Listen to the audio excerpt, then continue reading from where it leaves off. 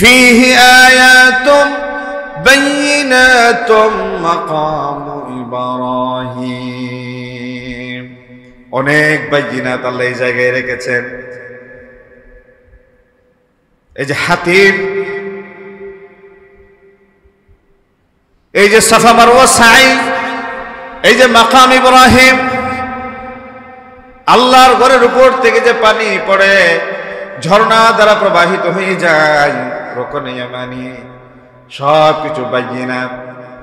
আর এই বাইয়িনাতের আশপাশে যে যাবে, আল্লাহ রাব্বুল আলামিন ফজিলত মর্যাদার কথা বলতে গিয়ে বলেন ওয়ামান দাখালাহু কানা আমিনা। আমি আল্লাহ নিজ দয়ায় সমস্ত হুজ্জাজে কেরাম, মুতামিরিন, যায়রিন যারা, তাদেরকে নিরাপত্তার চাদরে আমি আবৃত করে নিলাম। নিরাপত্তা তাদের জন্য বারিত হয়ে যাবে, কল্যাণ তাদের জন্য বারিত হয়ে যাবে। মান দাখালাহু কানা আমিনা, সবগুলো বাইয়িনাত। তাহলে উমরার জন্য ফরজ বলছিলাম, মাঝখানে করে একটু আল্লাহর ঘরের ফজিলত বলে দিলাম। আর কি আল্লাহর ঘরের ফজিলতের ভেতরে কি কি পেলাম? এক নম্বর বারাকা। এক নম্বর কি? বারাকা। দুই নম্বর হুদাল লিল আলামিন, সমস্ত বিশ্ববাসীর জন্য হেদায়েতের যারিয়া। তিন নম্বর অসংখ্য বাইয়িনাত আছে এই জায়গায়, তার ভেতর একটা মাকাম ইব্রাহিম। সাফা মারওয়া সাই করা, রুকনে ইয়ামানি, হাতিম, যে জায়গা দিয়ে বৃষ্টির ঝর্ণা দ্বারা প্রবাহিত হবে, বাইয়িনাত। মান দাখালাহু কানা আমিনা, যে প্রবেশ করবে, নিরাপত্তার দায়িত্ব কার হাতে যায়? আল্লাহর হাতে। এসব খানে কাবা ফজিলত। তাহলে মিকাত থেকে প্রথম ইহরাম বেঁধে যাবেন যিনি যায়রিন, যিনি মুতামিরিন। হজ যিনি করতে যাবেন, উমরা যিনি করতে যাবেন, অবশ্যই তিনি মিকাত পার হওয়ার আগে ইহরাম পরিধান করবেন, নিয়ত করবেন। উমরার দুটি ফরজ, আওয়াজ দিয়ে বলবেন কয়টা ফরজ? এক নাম্বার ইহরাম পরিধান করা, দুই নাম্বার আল্লাহর ঘর বাইতুল্লাহ শরীফে গিয়ে তাওয়াফ করা। আজকে আলোচনা উপস্থাপন করতে চাই হজ্জের প্রকারভেদ, তিন প্রকার হজ, কিভাবে আমরা ডেফিনেশন দিতে পারি, কিভাবে পরিচিত করিয়ে দিতে পারি।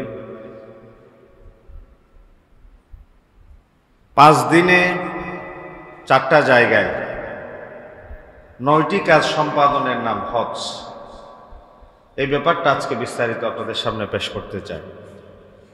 5 দিনে 4টা জায়গায় 9টা কাজ সম্পাদনের মাধ্যমে আল্লাহর সন্তুষ্টি, নবীর তরিকা মতে আল্লাহর ঘরে কিছু সুনির্দিষ্ট কার্যাবলী কেউ যদি সম্পাদন করে, তিনি হজ সম্পাদন করেছেন, একটি ফরজ আদায় করেছেন, এই মর্মে প্রতীয়মান হবে। এই বিষয়টা আপনাদের সামনে আজকে বিস্তারিত পেশ করতে চাই, কারণ আমি গত জুমায় এই কথা একটুখানি ইঙ্গিত দিয়েছিলাম। আমরা বিষয়ভিত্তিক আলোচনা করতে এবং শুনতে তেমন একটা অভ্যস্ত না। অধিকাংশ ক্ষেত্রে দেখা যায় আলোচনার সূচনা ঠিক থাকলেও শেষ কোথায় সেটা আমরা খুঁজে পাই না। আমরা যারা ইয়াং আছি, আমরা যারা জাতির বিদ্যমান উদ্ভূত পরিস্থিতির আলোকে কথা বলার জন্য চিন্তা করি, সমসাময়িক বিষয় নিয়ে ভাবি, একটা ট্রেন্ড এখন চালু হয়েছে যে এককভাবে আমরা আল্লাহর জান্নাতের পথে না হেঁটে সামষ্টিকভাবে আমাদের সহকর্মী, সহযোদ্ধা, সহমর্মী সকলকে নিয়ে আমরা দিন এবং ইসলামের মৌলিক বিষয় সম্পর্কে জানব এবং আল্লাহর জান্নাতে একই সাথে থাকবো বলি ইনশাআল্লাহ। এরই প্রেক্ষাপটে আমরা চাই এখন কোরআন এবং হাদিসের আলোচনা শুধু উলামায়ে কেরামদের ভেতরে, বিশেষজ্ঞগণ অবশ্যই থাকবে, সীমাবদ্ধ না থেকে সাধারণ মানুষজনের মাঝে কোরআনের আলো ছড়িয়ে পড়ুক, দ্বীনের আলো সম্পর্কে তারা জানুক, বুঝুক। আমরা এই জন্য বিক্ষিপ্ত বিচ্ছিন্ন আলোচনা না করে ধারাবাহিকভাবে সুনির্দিষ্ট বিষয়ে, যেই সময়ের জন্য যে বিষয়টা জানা দরকার, যেমন হজ্জের সময়ে হজ্জের ব্যাপারে জানা, এটা সময়ের অপরিহার্য দাবি। কোরবানের সময় কোরবানের বিষয় সম্পর্কে জানা। রমজান সময় রমজানের বিষয় সম্পর্কে কোরআন হাদিস থেকে আলোচনা করা, সময়ের পরিক্রমায় যেই সময় যেই বিষয়ের আবেদন সেই বিষয় নিয়ে যদি আমরা ধারাবাহিক অ্যাকর্ডিং টু কোরআন এন্ড সুন্নাহ কথা বলতে পারি, অ্যাটলিস্ট শরীয়তের মৌলিক বিষয় সম্পর্কে আমরা কিছুটা ধারণা এবং জ্ঞান অর্জন করতে পারব। এই জন্যই আমি একটু বিস্তারিত কথা বলার চেষ্টা করি। একেবারে ক্লাসে যেভাবে আমরা কথা বলাই, ক্লাসের ধারাবাহিকতায় যদি আপনাদের সামনে হয়তো এত খুঁটিনাটি বিশ্লেষণ বা তাফসীর করা সম্ভব হবে না, অ্যাটলিস্ট মৌলিক বিষয় তো ধারণা পাওয়া যাবে। তো আজকে আপনাদের সামনে আমি সেইভাবেই কথা বলতে চাই।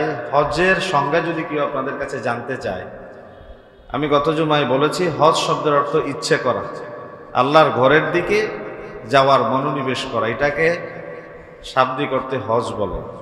পরিভাষায় কাকে বলে? 5 দিনে 4টা জায়গায় 9টা কাজ করা, আল্লাহর বিধান, নবী করিম সাল্লাল্লাহু আলাইহি ওয়াসাল্লামের তরিকা মতে। এখন 4, 5, 9 এই সংখ্যাগুলো আপনাদের যদি মনে থাকে, যারা হজ করেছেন তাদের তো মিলে গেছে, যারা হজ করেন নাই, যারা যাওয়ার নিয়ত করেছেন, ওলামায়ে কেরামদের যারা বিশেষজ্ঞ দল, সাফা মারওয়া সাই করার কথা কত জনম আমরা বললাম, ওখানে যাওয়ার পরে নিজেরাই ভুলে যায় কোত্থেকে শুরু করবো, কোথায় গিয়ে শেষ করবো, তাওয়াফ কিভাবে শুরু করবো, তালবিয়া কোত্থেকে পড়া শুরু করে কখন গিয়ে শেষ করবো, এটা ভুলে যায়। আসলে সেটা বাস্তবিক পক্ষে যখন মাঠে যায় তখন অনেক সময় স্মৃতিতে ধরে রাখতে পারি না, অথবা আবেগতাড়িত হয়ে পড়ে। এই জন্য প্রিপারেশনের একটি গুরুত্বপূর্ণ দিক বারে বারে কর্মশালায় যাওয়া, হজ্জের বিষয় সম্পর্কে শোনা, জানা, জ্ঞান অর্জন করা। হজ 3 প্রকার। কয় প্রকার? 3 প্রকার। নাম্বার 1 হজ্জে তামাত্তু, 2 নম্বর হজ্জে কিরান, 3 নম্বর হজ্জে ইফরাদ। 3 প্রকার হজ্জের মধ্যে সর্বোত্তম হজ হলো হজ্জে কিরান, এরপর হজ্জে তামাত্তু, এরপর হজ্জে ইফরাদ। এখন আমরা ধারাবাহিকভাবে 3 প্রকার একটু উল্লেখ করি।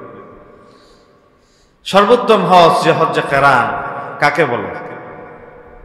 হজ্জে কিরান সম্পর্কে ফিকহে হানাফির সর্বাধিক নির্ভরযোগ্য কিতাব হেদায়া, যেটা আমরা বলেছিলাম হানাফি মাযহাবের সর্বাধিক গুরুত্বপূর্ণ কিতাব হেদায়া, প্রথম খণ্ডের 151 নং পৃষ্ঠাতে আছে, ওসিফাতুল কিরানি আন ইউহিল্লা বিল উমরাতি ওয়াল হজ্জি মাআন মিনাল মিকাতি ওয়া ইয়াকুলু আকিবাস সালাতি আল্লাহুম্মা ইন্নী উরিদুল হজ্জ ওয়াল উমরাতা ফায়াসসিরহুমা লি ওয়া তাকাব্বালহুমা মিন্নি।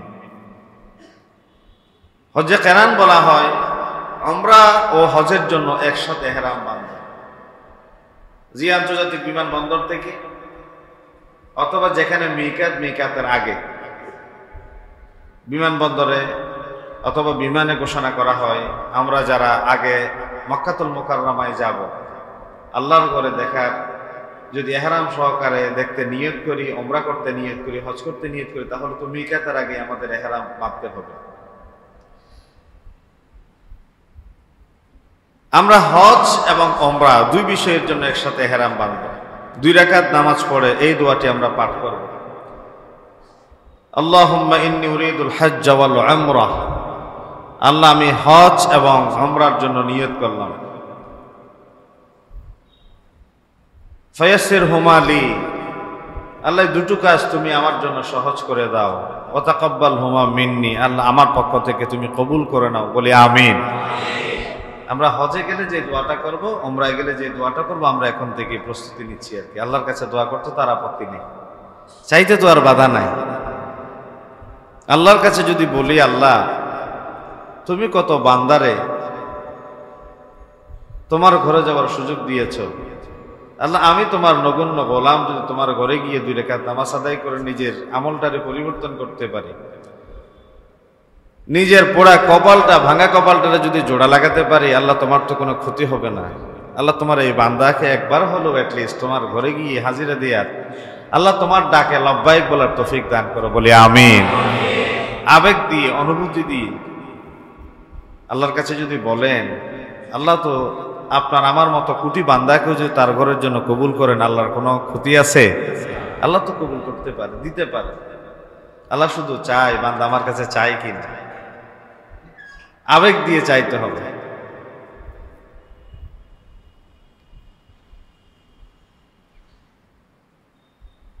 হজ এবং উমরা একসাথে নিয়ত করে আল্লাহর ঘরের উদ্দেশ্যে যাওয়ার যে হজ, তাকে বলা হয় হজ্জে কেরান।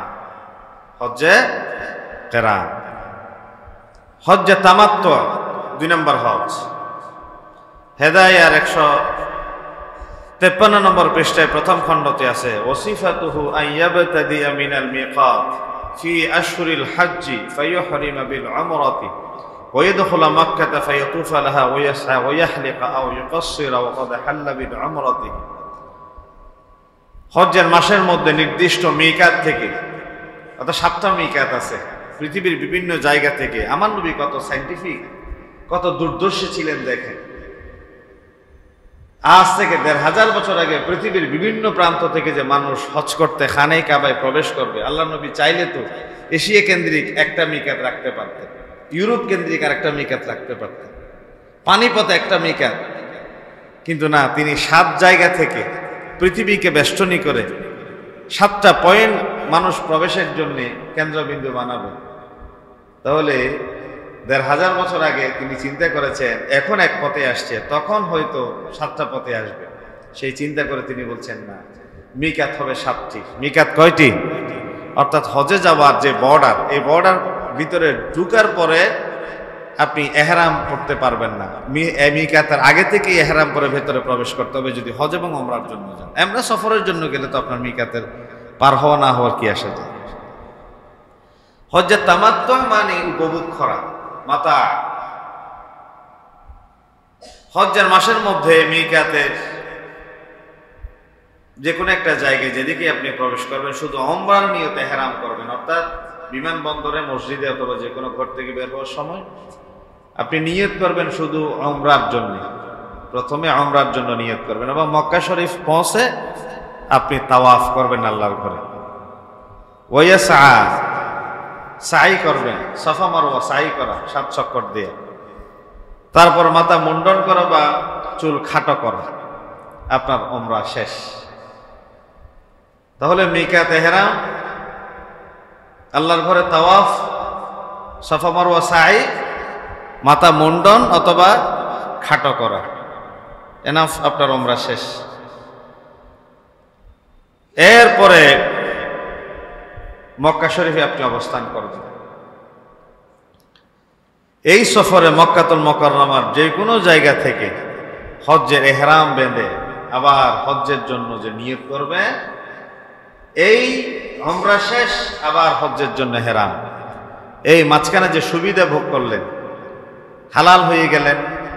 কারণ এহরাম অবস্থায় সুগন্ধি, উকুন মারা, মশা মারা বা শিকার করা বা চুল পড়লে, দাড়ি ছাঁটলে, শেভ করলে বা এই জাতীয় নিষিদ্ধ যে কাজগুলো আছে, এই কাজগুলো তো আপনি এহরাম অবস্থায় করতে পারেন না যখন মুহরিম থাকবেন।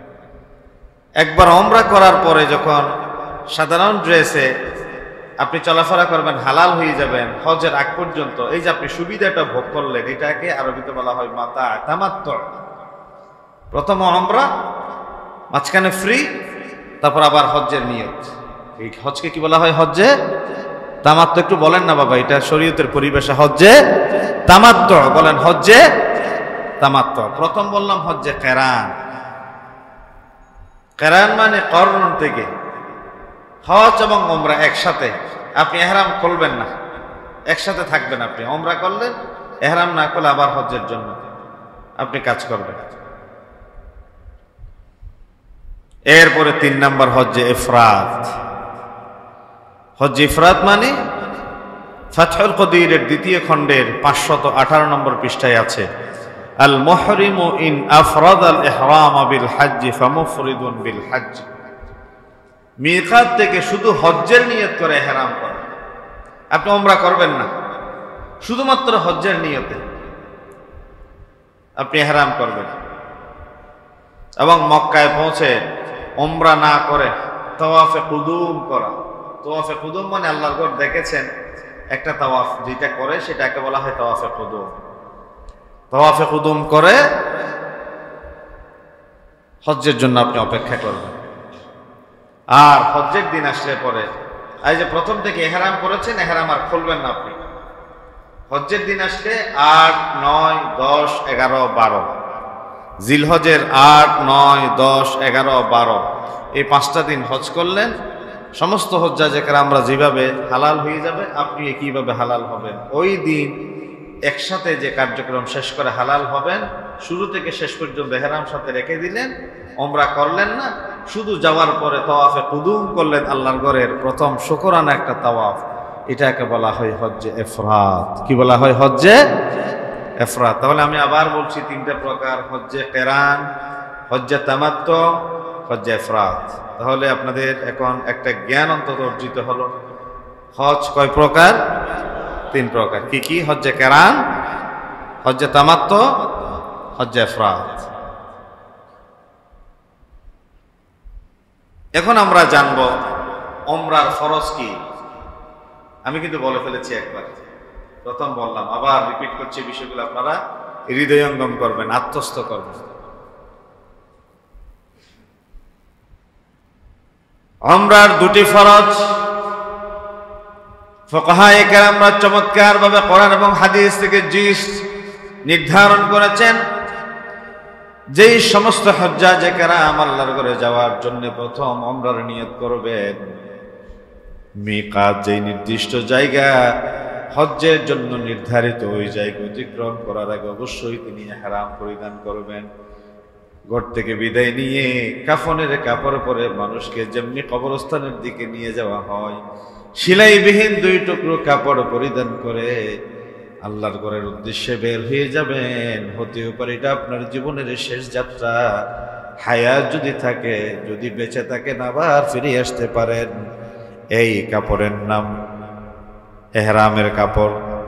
কাফনের কাপড়ের মতো দবদবে সাদা এই কাপড় আপনাকে মওতের প্রস্তুতির দিকে নিয়ে যায়।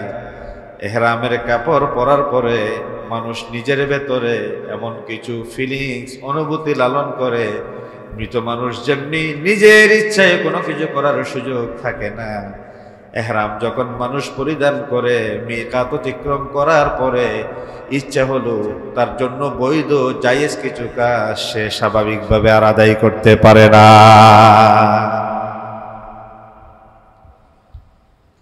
এমন ঘরের দিকে সে রওনা হয়ে গেল। ইন্না আউওয়ালা বাইতিন উদিআ লিন-নাসি লাল্লাযী বিবাক্কাতা মুবারাকান ওয়া হুদাল লিল আলামিন। পৃথিবীতে প্রথম নির্মিত ঘর, যে ঘরটি মক্কায় অবস্থিত, তা মক্কাতুল মুকাররমায়, যে ঘরে আছে ফজিলতের বর্ণনা করতে গিয়ে আল্লাহ রাব্বুল আমিন বললেন বাক্কাতা মুবারাকান, এই ঘরে আছে বারাকা। আওয়াজ দিয়ে বলবেন, এই ঘরে কি আছে? বারাকা আছে। আল্লাহ রাব্বুল আলামিনের ঘরের চারিপাশে তিনি এতটা বারাকা ঢেলে দিয়েছেন, 50 লক্ষ 60 লক্ষ মানুষ যদি চট্টগ্রাম শহরে একদিনে প্রবেশ করে, 45 দিন 50 দিন যদি চট্টগ্রাম শহরে 50 লাখ মানুষ অবস্থান করে, খাওয়ার জন্য চাল ডাল তো টান অবশ্যই পড়বে। নির্ধারিত ফ্লো, প্রবাহিত হওয়া খাল বিলের নদীর পানি পর্যন্ত একটা সময় গিয়ে ক্রাইসিসের মুখোমুখি হয়ে যাবে। কিন্তু আল্লাহ রাব্বুল আলামিনের কি অপার দয়া এবং করুণা মেহেরবানি, খানে কাবা এট এ টাইম 50 লক্ষ 60 কোটি মানুষ অবস্থান করলো, খাওয়া দাওয়া পানীয় কোনো ফ্রুটসের কোনোদিন কোনো অভাব পড়ে নাই। সুবহানাল্লাহ বলেন। জমজমের পানির কোনো ঘাটতি দেখা যায় নাই। তাওয়াফের মাঠে মানুষের ধারণ ক্ষমতার বাইরে চলে গেছে, এই কথা কোনোদিন বলে নাই। এট এ টাইম যত মানুষ প্রবেশ করুক, কেন যেন মনে হয় রাবারের মতো আল্লাহ রাব্বুল আলামিন মাঠটাকে তিনি সম্প্রসারণ করে দেন। সকল মানুষ এট এ টাইম আল্লাহর ঘরে তাওয়াফ করার পরে তৃপ্তি সহকারে মাকাম ইব্রাহিমকে সামনে নিয়ে 2 রাকাত নামাজ আদায় করেন। কেউ সামনে আদায় করে, কেউ বা পেছনে যায়। মক্কাতুল মুকাররমার খাওয়া দাওয়ার সাপ্লাই, হোটেলের অ্যারেঞ্জমেন্ট, সুন্দর ব্যবস্থাপনা দেখলে এই কথাই মনে পড়ে যায়, হুদান ওয়া হুদ মুবারাকান ওয়া হুদাল লিল আলামিন। এই ঘরে আছে মুবারাকা, বারাকা। এই ঘরে চারিপাশে আল্লাহ তাআলা বারাকা দিয়ে তিনি ধন্য করে দিয়েছেন। ওহুদাল লিল আলামিন, বিশ্ব মানবতার জন্য হেদায়েতের সূতিকাগার বানিয়ে দিয়েছেন, হেদায়েতের মার্কাজে পরিণত করে দিয়েছেন। আল্লাহর ঘর দেখার পরে আপনি দূর থেকে খেয়াল করে দেখবেন আশেপাশে হাজার হাজার বনি আদম আল্লাহর ঘরের দিকে অপলক নেত্রে দেখে আছে, অঝোর দ্বারায় চোখের পানি ছেড়ে দিয়ে কাঁদছে। কেন কাঁদছে, কি দেখেছে, কি প্রেমে পড়েছে, কেবল সে জানে এবং স্রষ্টা আমার আল্লাহ জানে, ঠিক না? এই জন্য বিশ্বনবী বললেন, আল্লাহর ঘরের দিকে দেখে কোন দোয়াও যদি কেউ জিকির তাকবীর তাহলিল যদি না পড়ে, কেবল দেখে থাকে, আল্লাহ রাব্বুল আলামিন ওই বান্দা বান্দির আমলনামায় অবারিত কল্যাণের স্রোত দ্বারা তিনি বইয়ে দিবেন। কেবলমাত্র একটি ঘর, ইব্রাহিম আলাইহিস সালাম যে ঘর বিনির্মাণ করেছে। কোরআনুল কারীম আল্লাহ রাব্বুল আলামিন খানে কাবার বারাকার ঘোষণা করতে গিয়ে ধারাবাহিকভাবে তিনি বললেন, লাল্লাযী বিবাক্কাতা মুবারাকান, নাম্বার 1 এই করে বারাকা আছে, ওয়া হুদাল লিল আলামিন, এবং হেদায়েত আছে। নাম্বার 3 বললেন, ফীহি আয়াতুম বাইয়িনাতুম মাকামু ইব্রাহিম, এই ঘরে আছে একটি মাকাম ইব্রাহিম। কি মাকাম ইব্রাহিম? সেটি আল্লাহর ঘর যখন হযরত ইব্রাহিম আলাইহিস সালাম এবং তার ছেলে ইসমাঈল আলাইহিস সালাম বিনির্মাণ করছেন, ঘর বিনির্মাণের একটা সময় যখন এই যে ইটের গাঁথনিগুলো উপরে উঠে গেল, ইব্রাহিম আলাইহিস সালামের তো তখন কোনো সিঁড়ি ছিল না, স্টেয়ারকেস ব্যবহার করার কোনো সুযোগ ছিল না। আল্লাহ রাব্বুল আলামিন দয়া করে মেহেরবানি করে একটি পাথর, যেই পাথরের উপরে ইব্রাহিম আলাইহিস সালাম দাঁড়াতেন, পাথরটারে প্রয়োজন উপরে উঠাতেন, লিফটের মতো, প্রয়োজন হলে আবার নিচে নামিয়ে দিতেন। সুবহানাল্লাহ বলেন না? পাথরটা উপরে উঠে যেত, প্রয়োজন শেষ হয়ে গেলে পরে আবার নিচে নেমে যেত। পাথরটা রবের কাছে পেশ করে, ও রব, সেই পাথরের উপর তোমার খলিল ইব্রাহিম দাঁড়ানো, আমি পাথরের বুকে একটি তার পায়ের ছাপ লাগিয়ে দাও, যেন কিয়ামত পর্যন্ত আমি পাথরটার ইব্রাহিমের পায়ের দুলার বারাকাতে আমার সম্মান দিয়ে ইজ্জত দিয়ে মর্যাদার চাদর আবৃত করে রাখে। সুবহানাল্লাহ।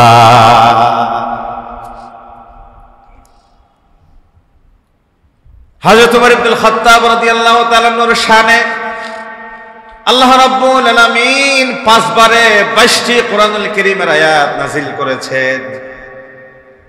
5 বারে 22টি কোরআনের আয়াত ওমরের মর্যাদায় আল্লাহ নাযিল করেছেন। তার ভিতরে মাকাম ইব্রাহিমকে ঘিরে একটি আয়াত, ওয়াত্তাখিযু মিন মাকামি ইব্রাহিম মুসাল্লা।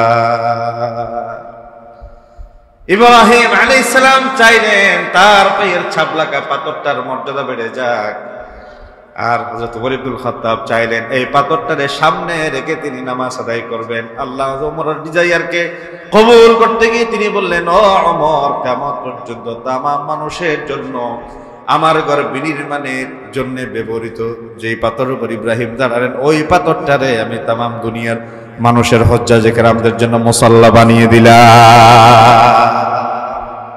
কি মুসাল্লা? তাওয়াফ যখন করবেন 7 চক্করে 1 তাওয়াফ, 7 চক্করে 1 তাওয়াফ। তাওয়াফের পরে ওয়াজিবুত তাওয়াফ 2 রাকাত নামাজ আছে। তাওয়াফে কয় রাকাত নামাজ? 2 রাকাত নামাজ। এই 2 রাকাত নামাজ কোথায় পড়বেন জানেন?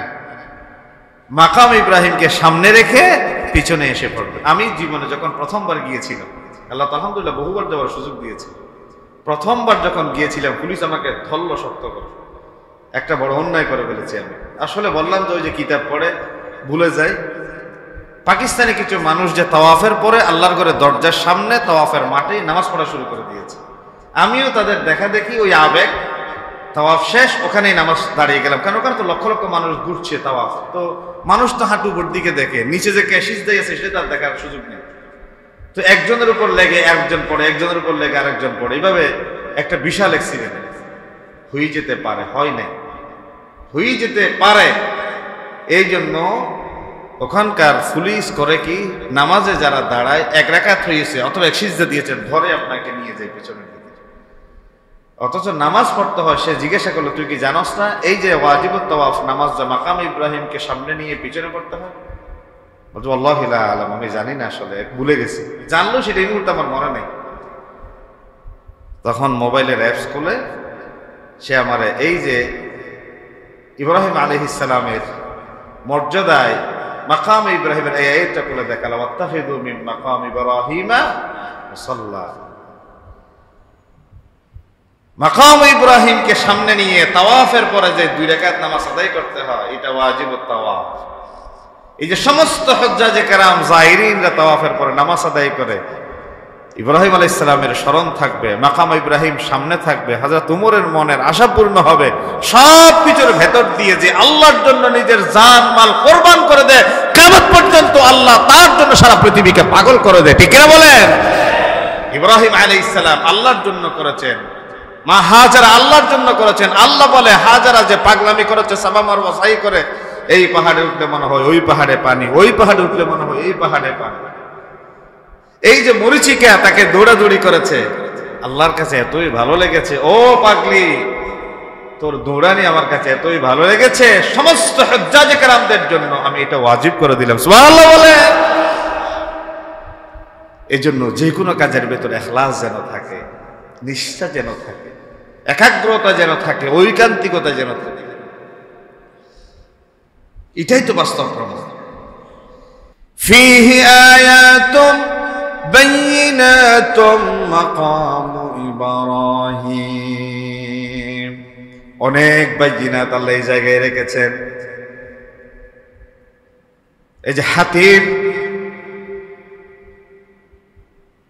এই যে সাফা মারওয়া সাই, এই যে মাকাম ইব্রাহিম, আল্লাহর ঘরের উপর থেকে যে পানি পড়ে ঝর্ণা দ্বারা প্রবাহিত হয়ে যায়, রুকনে ইয়ামানি, সব কিছু বাইয়িনাত। আর এই বাইয়িনাতের আশপাশে যে যাবে, আল্লাহ রাব্বুল আমিন ফজিলত মর্যাদার কথা বলতে গিয়ে বলেন, ওয়া মান দাখালাহু কানা আমিনা। আমি আল্লাহ নিজ দয়ায় সমস্ত হুজ্জাজে কেরাম, মুতামিরিন, যায়রিন যারা, তাদেরকে নিরাপত্তার চাদরে আমি আবৃত করে নিলাম। নিরাপত্তা তাদের জন্য বারিত হয়ে যাবে, কল্যাণ তাদের জন্য বারিত হয়ে যাবে। মান দাখালাহু কানা আমিনা, সবগুলো বাইয়িনা।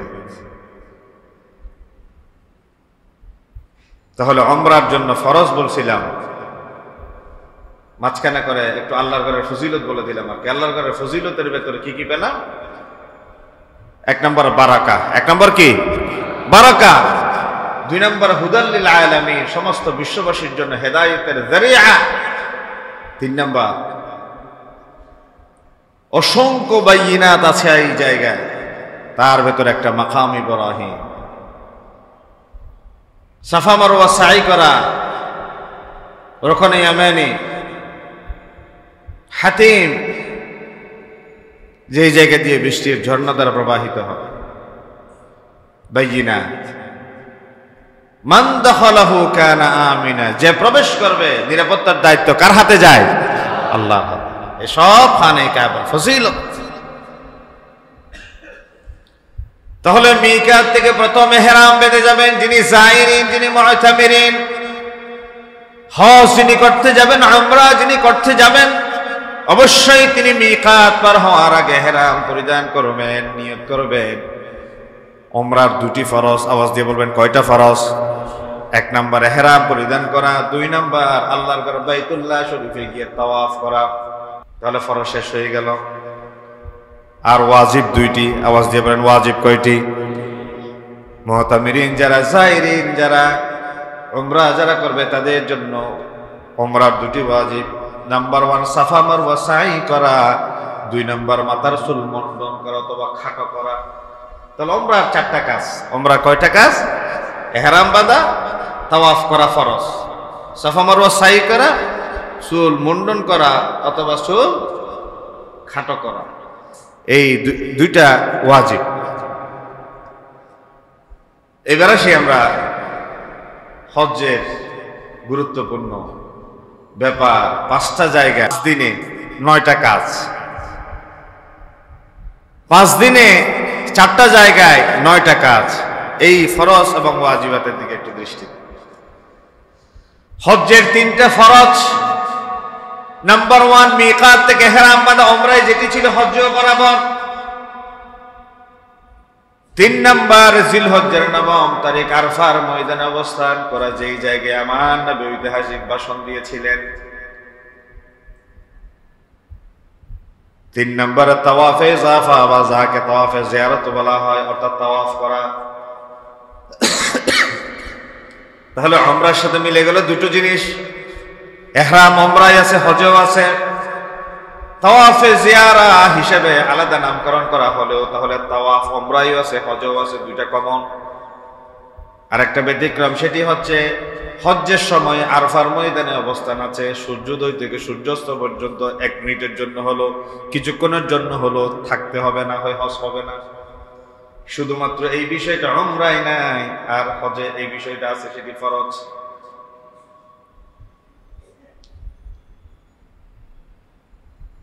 হজ্জের ওয়াজিব 6টি, ফরজ 3টি, ওয়াজিব কয়টি? 6টি। তাহলে 6 আর 3-এ 9টা কাজ। তাহলে 5টা জায়গা, 5টা দিনে 4টা জায়গা বাছাই করবেন এখন। 6টি ওয়াজিব কি কি?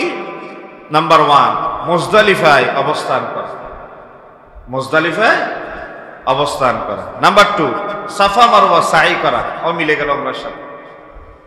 নাম্বার 3, নির্দিষ্ট দিনগুলোতে নির্দিষ্ট সময়ে জামারাতে রমিউল জিমা তথা কঙ্কর নিক্ষেপ করা, ওই শয়তানকে পাথর মারা। 10, 11, 12 বা 13 তারিখ অ্যাক্সিডেন্টলি। নাম্বার 4, হজ্জে তামাত্তু বা হজ্জে কিরান আদায়কারীদের জন্য কোরবানি করা। তাহলে হজ্জে ইফরাদ যারা করবে তাদের জন্য কোরবানি নেই। হজ্জে তামাত্তু অর্থাৎ যারা গিয়ে উমরা করবে, মাঝখানে ব্রেক দিবে, আবার হজ করবে, তাদের জন্য কোরবানি।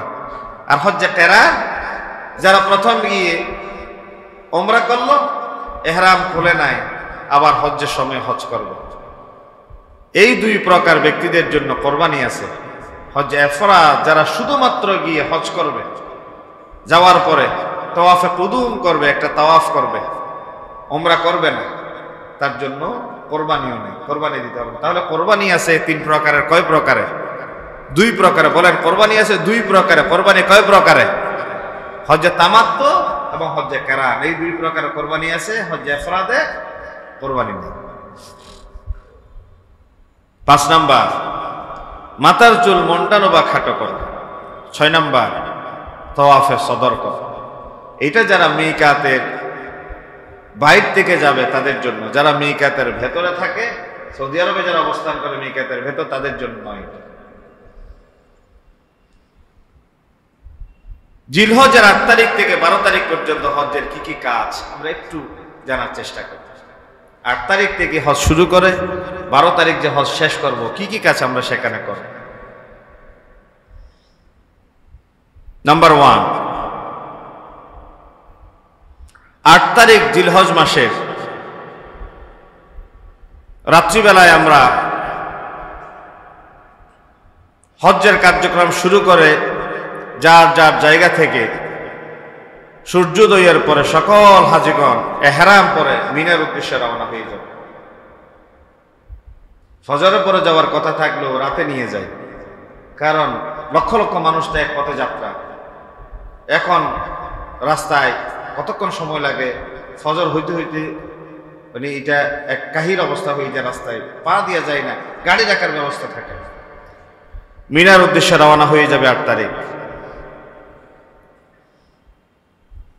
8 তারিখ ইহরাম পরিধান করা অবস্থায় পুরুষ এবং মহিলা প্রত্যেকেই মিনায় অবস্থান করবে।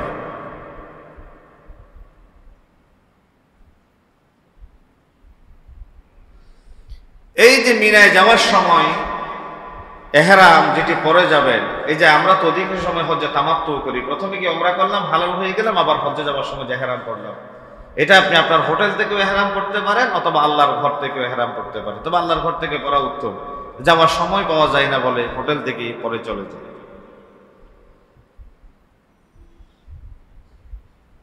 অধিকাংশ মানুষ এখন হোটেল থেকে ইহরাম পরে যায়। মিনায় যাওয়ার পরে 5 ওয়াক্ত নামাজ আদায় করা সুন্নাত। কয় ওয়াক্ত নামাজ? 5 ওয়াক্ত নামাজ, যোহর, আসর, মাগরিব, এশা, তারপর দিন ফজর। কিন্তু সরকারি নিয়ম যদি মানতে হয় অনেক সময় 5 ওয়াক্ত পড়া যায় না। কি করতে হয়? মিনা থেকে রাত্রিবেলায় আরফার দিকে নিয়ে যাওয়া হয়, তখন ফজরের নামাজ তো আর হইল না। এটা মাঝখানে যায় যেখানে পড়ার সুযোগ পাই। আর আমরা সিস্টেমটা বলে যাই, বাকি আপনারা আপনাদের নিয়মগুলো যিনি যেই কাফেলায় যাবেন, যিনি যেই পদ্ধতিতে যাবেন ওনাদের কাছে শিখে নেবেন ব্যতিক্রমগুলো। আমি কমন বিষয়গুলো বলি আপনাদের। 8 তারিখ তাহলে আমাদের অবস্থান হবে মিনায়। 8 তারিখ কোথায় হবে? মিনায়। 9 তারিখ হজ্জের 3টা ফরজের ভেতরে অন্যতম একটি ফরজ আরফার ময়দানে অবস্থান। জিলহজের 9 তারিখ হজ্জের অত্যন্ত গুরুত্বপূর্ণ একটা রকম আদায় করতে হয়। এই রকম যদি কেউ আদায় না করে 10 লাখ টাকা 20 লাখ টাকা খরচ করে যে আল্লাহর ঘরে গেলেন, সৌদি আরবে হাজিরা দিলেন, আপনার হজ আদায় হবে না।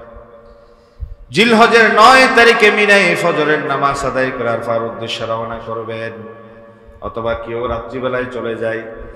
হযরত আনাস রাদিয়াল্লাহু তাআলা বলছেন, قال غدونا مع رسول الله صلى الله عليه وسلم في هذا اليوم من منى الى عرفه। আমরা মিনা থেকে আরফার দিকে রওনা হয়ে গেলাম। ফামিন্না মান ইউকাব্বির, কেউ আমাদের ভেতর থেকে আল্লাহু আকবার তাকবীর পড়ছে। অমিন্না মান ইউহিল্লু, কেউ আমাদের ভিতরে তাহলিল পড়ছে। ফালাম ইয়াইব হাযা আলা হাযা ওয়ালা হাযা আলা হাযা, তুমি কেন তাকবীর পড়লা, তুমি কেন তাসবিহ পড়লা, একজন আরেকজনকে দোষারোপ করে নাই। আরফায় সূর্যাস্ত পর্যন্ত অবস্থান করবে।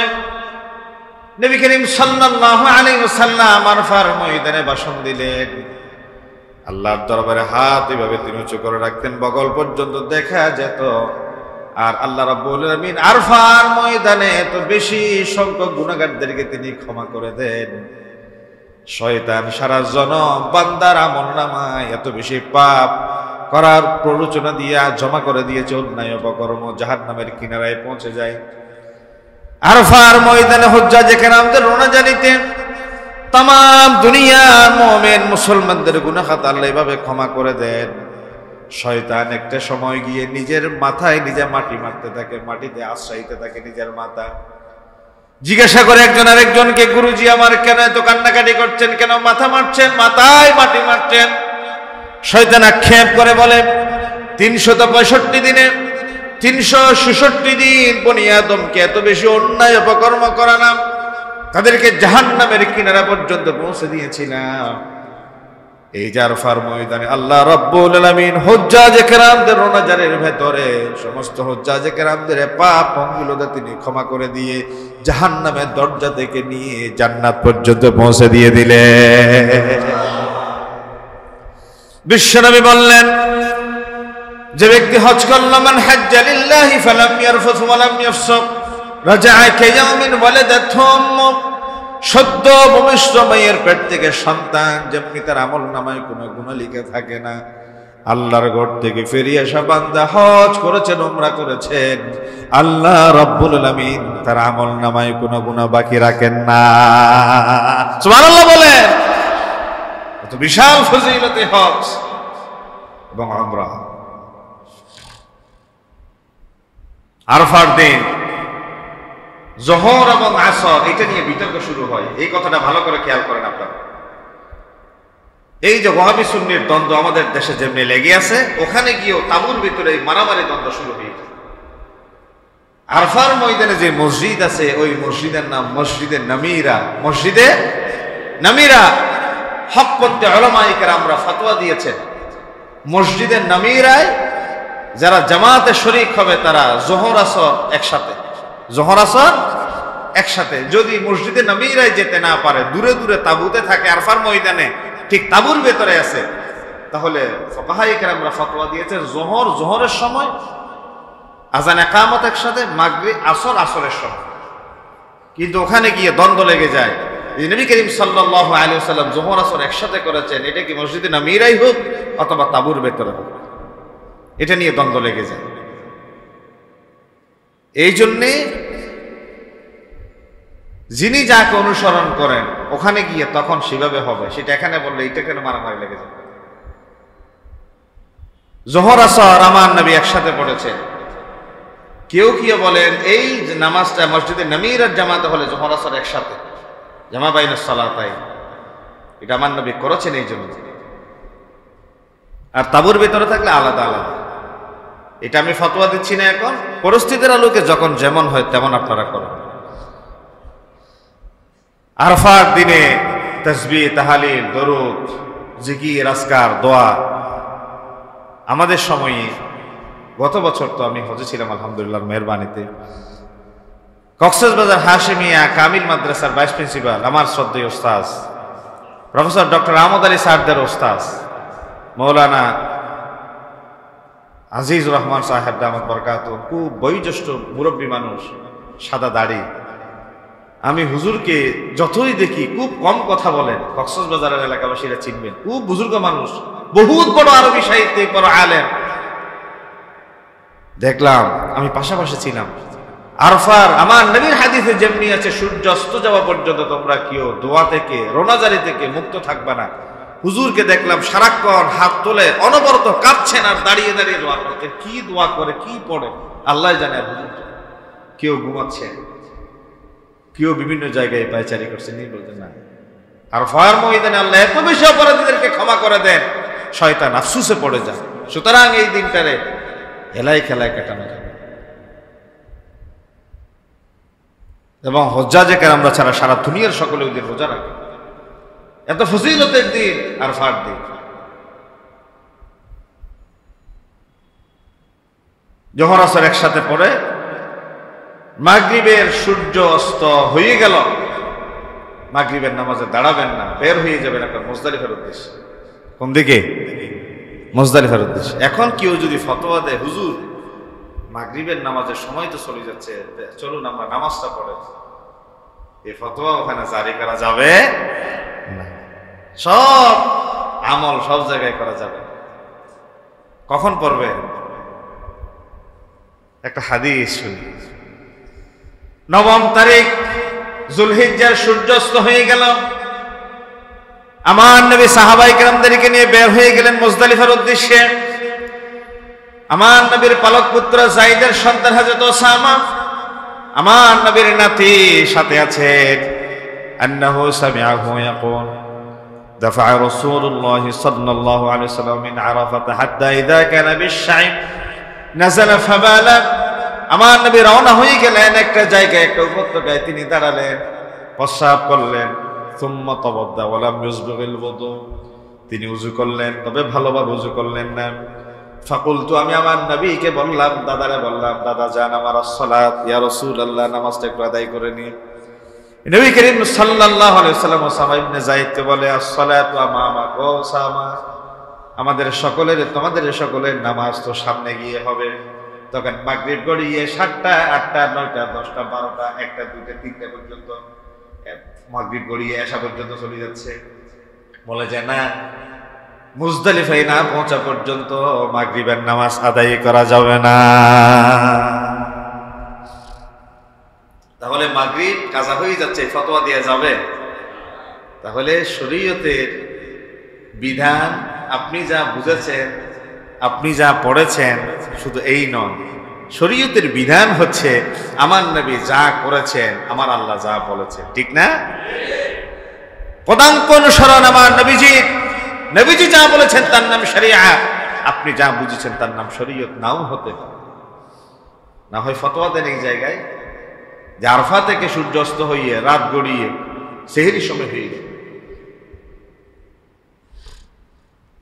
আসসালাতু আমামাক, ও ওসামা ইবনে যায়েদ নামাজ আরো সামনে গিয়ে হবে। ফারাকিবা, তিনি ঘোড়ায় চড়ে বসলেন, তিনি তার বাহনে উঠে বসলেন। ফালাম্মা জাআল মুজদালিফাতা, যখন মুজদালিফায় এসে পৌঁছলেন, নাযালা ফাতাওয়াদ্দা, তিনি অবতরণ করলেন, ওযু করলেন। ফাআদবাগাল ওযুআ, এখন ভালোভাবে ওযু করলেন। সুম্মা উকিমাতিস সালাতু ফাসাল্লাল মাগরিবা, ইকামত দেয়া হলো। আর মাগরিবের নামাজ আদায় করলেন। সুম্মা নাখা কুল্লু ইনসানিন বা'ইরাহু ফি মানজিলি, প্রত্যেকের ঘোড়াকে প্রত্যেককে বসিয়ে দেওয়া হলো এক এক জায়গায়, তোমাদের ঘোড়াগুলো ওটগুলো তোমরা বসিয়ে দাও।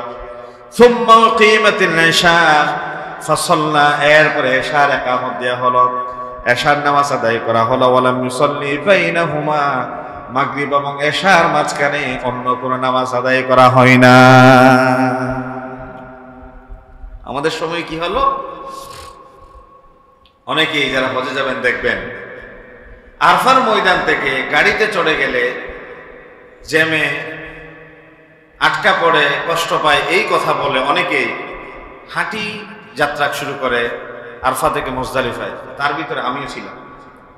একটা বিশাল কাফেলা নিয়ে চট্টগ্রাম শহরের নাম করে কিছু ডাক্তার মোক্তাররাও ছিল। আমরা বললাম 2-3 ঘন্টা হাঁটলেই বলছে আমরা পৌঁছে যাবো একসাথে, দেখি কিভাবে যাইতে পারি। বের হয়ে গেলাম গাট্টি গুট্টা নিয়ে। এখন বাপরে বাপ, গিয়েই না বুঝি মাঝপথে গিয়ে আর পা চলে না, আর হাঁটতে পারি না।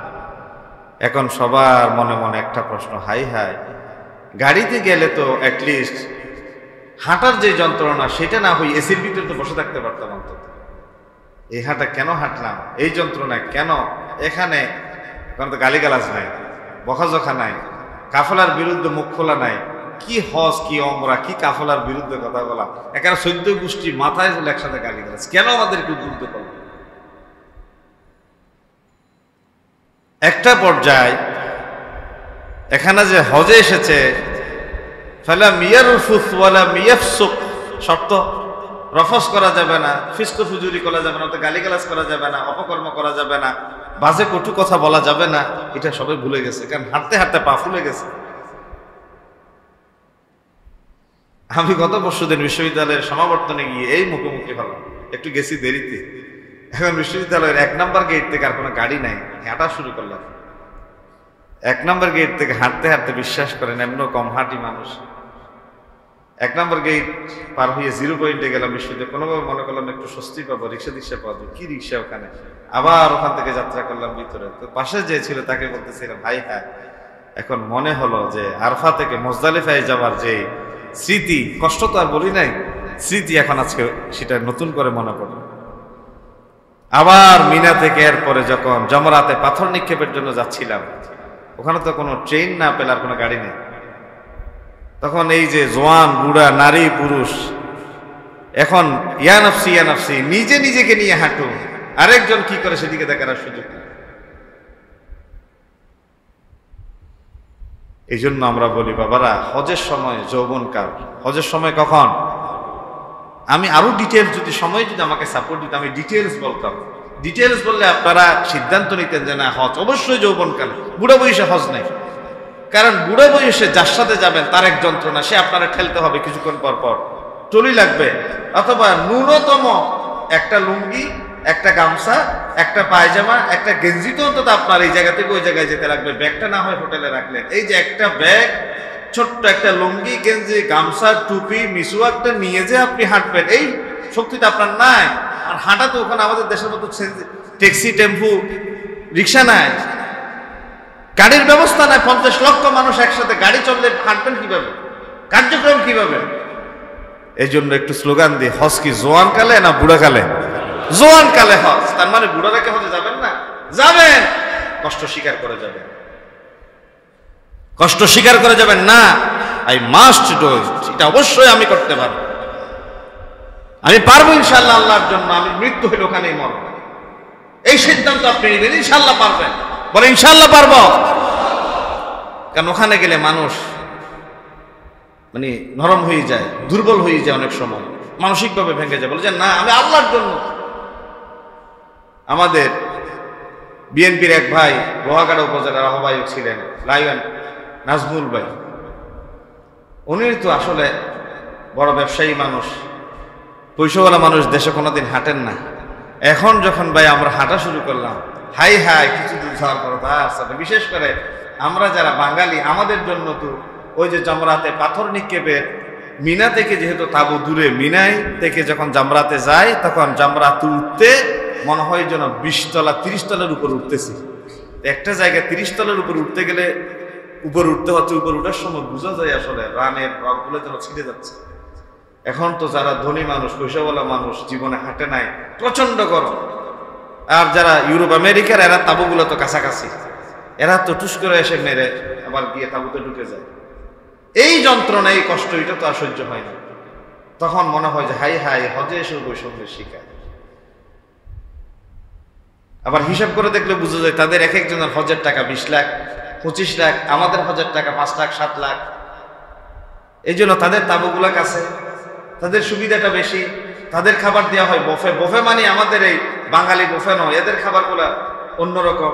আমাদের নর্মাল পানি দেয় না, তাদেরকে দেওয়া হয় এক এক সময় এক একটা ফলের আসি। এটা দেখলে নিজের ভিতরে একটা প্রশ্ন তৈরি হয়, বাংলাদেশে জন্ম হয়ে কি কোনো ভুল করলাম নি? আল্লাহ কি আমাদের কেন এই কাজটা করলেন? মনে হয় এরকম, কারণ আমাদের সামনে রাজকীয় হালতে আছে কিছু, আর আমরা আছি ফকিরি হালতে। এটা আসলে বৈষম্যের শিকার, এটা পরিস্থিতির কারণে হয়ে যায়, এটা করার কিছু থাকে না। সংক্ষেপে আমি শেষ করছি কথা। তাহলে আরফার ময়দান থেকে বের হয়ে মাগরিব গড়িয়ে, এশা গড়িয়ে, রাত 12টা, 1টা, 2টা, 3টা হইল। তবে এই ক্ষেত্রে একটা মাসালা বলে রাখি, যেটা আমাদের প্রফেসর গিয়াসউদ্দিন তালুকদার স্যার আমাদের ইনস্ট্যান্ট বলেছিলেন, এটা মোতায় রাখবেন। যদি আপনি মুজদালিফা পৌঁছতে দেখা যাচ্ছে আপনার মাগরিব এসে 2টায় কাজা হয়ে ফজর হয়ে গেছে, অনেকের গাড়িতে ফজর হয়ে গেছে, ফজরের পরে মুজদালিফায় পৌঁছে বলছে আপনার গাড়ি যে জায়গায় আছে ওইটাই মুজদালিফা হিসেবে ধরে নিবেন। এখানে আপনি তো যাওয়ার পথে আছেন, আপনার যাওয়ার পথে হন দা হয়ে, আপনার তো ইচ্ছাই কোনো কিছু হয় না এখানে। আপনি ইচ্ছা করে যদি বসে থাকতেন তাহলে কথা ছিল যে আপনি যান না, আপনি যেখানেই আটকে আছেন ওখানে আপনার মুজদালিফা। এটা ফতোয়া। এখন তখন কি করবেন? বলছে নামাজ তো আর কাজা করা যাবে না। কাজা করার সম্ভাবনা থাকলে সূর্য উদয় হয়ে যাচ্ছে, ফজরের টাইম ওভার হয়ে যাচ্ছে, তাড়াতাড়ি করে আপনি যেখানেই আছেন মুজদালিফা নিয়ত করে আল্লাহু আকবার আপনি মাগরিব এবং একসাথে আদায় করে নিলেন। মাসালা ক্লিয়ার? এরপরে 9 তারিখ পেরিয়ে 10ম তারিখ গেলাম, হজ্জের দিন, সরি কোরবানির দিন। 10ম তারিখ কোন দিন? একটু বলেন না বাবা, 10ম তারিখ কোন দিন? কোরবানির দিন। আমরা যেখানে 10ম তারিখ কোরবানি দিয়ে দিই। কোরবানির দিন 4টা কাজ করা। কোরবানির দিন কয়টা কাজ? 4টা কাজ। নাম্বার 1, জামরায়ে আকাবা মানে বড় শয়তানকে পাথর নিক্ষেপ করা। জামরায়ে আকাবায় 7টা পাথর নিক্ষেপ করবে। এটা কিভাবে করবেন? মুজদালিফা থেকে আপনি প্রথম চলে যাবেন মিনায়, যেখানে আপনি ছিলেন। মিনার থেকেই তো আপনি বের হয়েছিলেন। আবার এখন মুজদালিফা থেকে হেঁটে যাওয়া ছাড়া আর উপায় নেই, গাড়ি নাই, হেঁটেই যেতে হবে আপনাকে।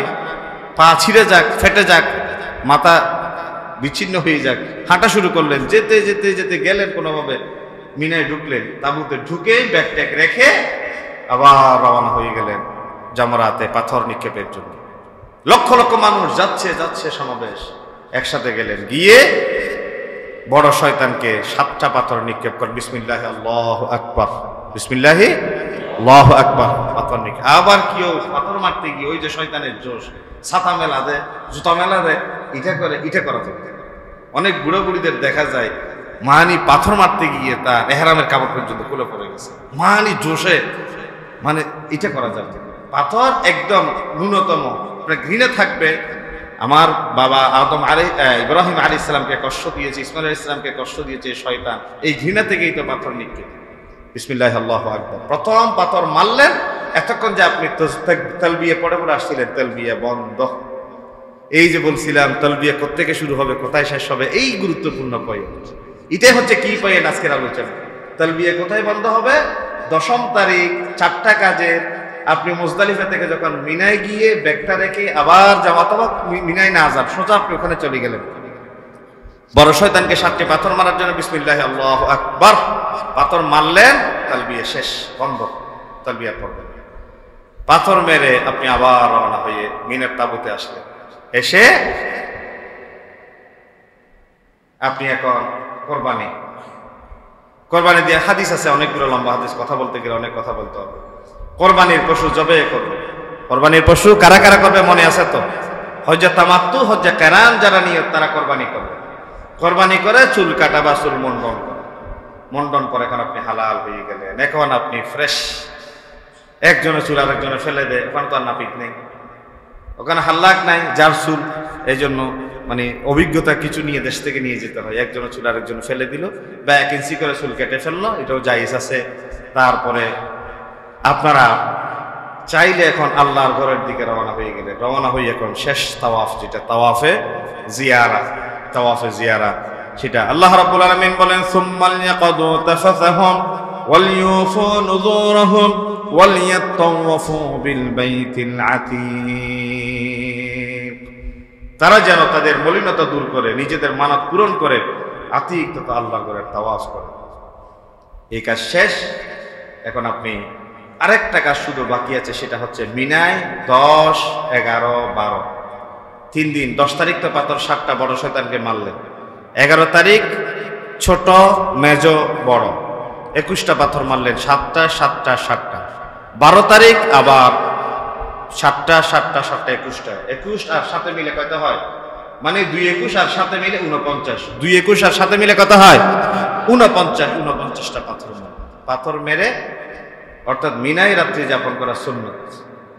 12 তারিখ রাতে পাথর মেরে আবার আপনারা আল্লাহর ঘরের দিকে মক্কাতুল মুকাররমার খানে কাবার আশেপাশে যে হোটেল ছিলেন সেখানে আপনারা চলে আসছেন। তারপরে আপনার হজ্জের কার্যক্রম বিদায়ী চক্করের মাধ্যমে, তাওয়াফে জিয়ারার মাধ্যমে আপনার হজ্জের কার্যক্রম শেষ হয়ে গেল। এখন আপনি নামের আগে আল হাজ লাগান, অথবা হাজি লাগান, অথবা শুধু মোহাম্মদ লাগান। আমাদের দেশে এসে জিজ্ঞাসা করে, ভাই আমি হাজি লাগাবো না হাজ লাগাবো? অনেকেই বলে একবার হজ করলে হাজি, কয়েকবার হজ করলে আল হাজ। এই ফতোয়া নতুন করে কোত্থেকে দিল এটা তো আমার জানা নেই। তাহলে আপনি হজ করে এসে যদি হাজি আল হাজ লাগান, আমি নামাজ পড়ে বের হই আমার নামের আগে লাগাবো আজকে থেকে আল মুসল্লি। আপনি যাকাত দিয়েছেন তাহলে আপনার নামের আগে লাগবেন আল মুজাক্কি। এটা তো পজিটিভ সাইড। যদি মিথ্যা কথা বলে কেউ, যদি কোনো কার্য সিদ্ধি করতে চায় তাহলে মৃত্যু রহিমুদ্দিন। যদি কেউ গুসকিয়ে বলে তাহলে গুসকুর সলিমুদ্দিন। তাহলে আপনি হজ করে যদি হাজি লাগান, যাকাত দিয়ে যদি মোজাক্কি লাগান, নামাজ আদায় করে যদি মুসল্লি লাগান, তাহলে যিনি গুসকুর প্রতারক তার নামের আগেও লাগানো, এটা কি যৌক্তিক না যৌক্তিক? তাহলে কিছুই লাগানোর দরকার নেই। হাজিও লাগাবেন না, মুসল্লিও লাগাবেন না, মোজাক্কিও লাগাবেন না, সুদকুর গুসকুরও লাগাবেন। আপনি কি নাম? ডক্টর, মক্টর, অ্যাডভোকেট, হাজি, গাজী না লাগিয়ে শুধু মোহাম্মদ এক্স, মোহাম্মদ ওয়াই, এটাই হওয়া চাই। বাকি কথা ইনশাআল্লাহ ধারাবাহিকভাবে চলবে। সময় থাকলে সাপোর্ট দিত, আর যদি আমাদের অনেক কথা। IUB media